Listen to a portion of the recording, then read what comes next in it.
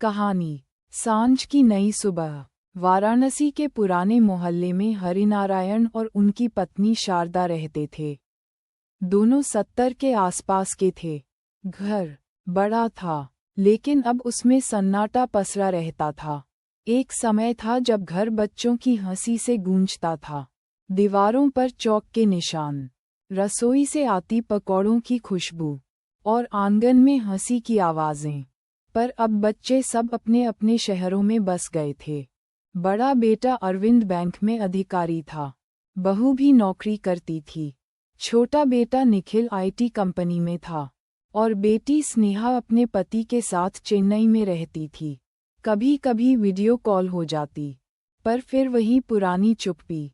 एक दिन शारदा बोली, सुनिए, पिछली बार जो साड़ी पूजा के समय पहनी थी, वही पहनकर मंदिर चलेंगे न आज? हरिनारायण ने मुस्कुराकर कहा, अब कौन देखता है हमें, पुरानी साड़ी भी चलेगी। शारदा ने धीरे से कहा, हम खुद तो देख सकते हैं न। वह एक साधारण वाक्य था, पर हरिनारायण के मन में कहीं गूंज गया। अगले दिन उन्होंने पास के घाट पर टहलना शुरू किया। वहाँ कुछ बुजुर्ग लोग रोज सुबह आते थे।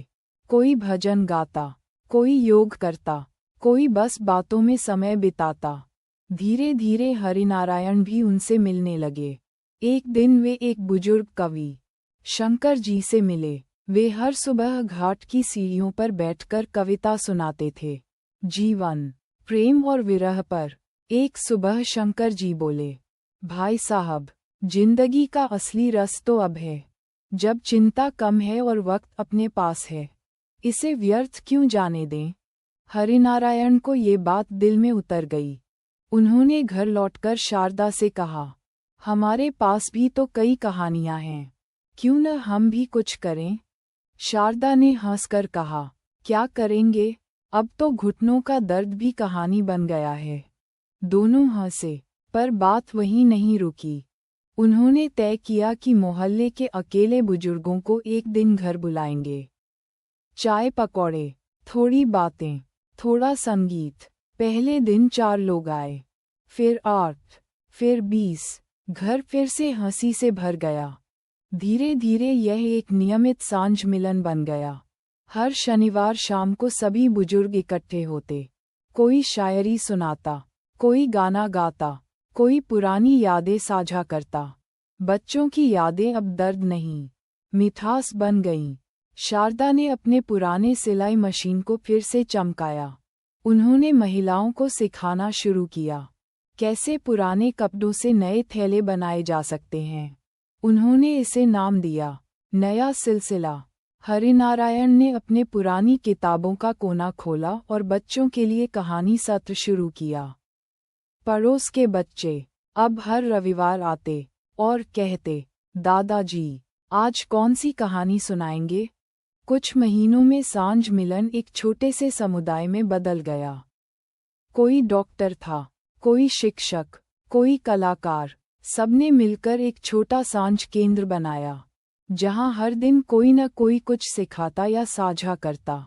बिना किसी दान के, बिना किसी संस्था के, सिर्फ अपने मन की खुशी के लिए।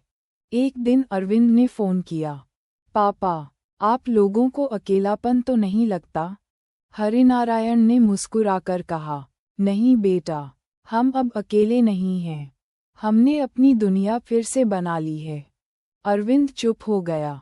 उसे लगा, शायद उसने अपने माता पिता को बहुत छोटे दायरे में देखा था। कुछ महीनों बाद जब बच्चे आए, उन्होंने देखा, दीवारों पर बच्चों की पेंटिंग्स लगी थीं।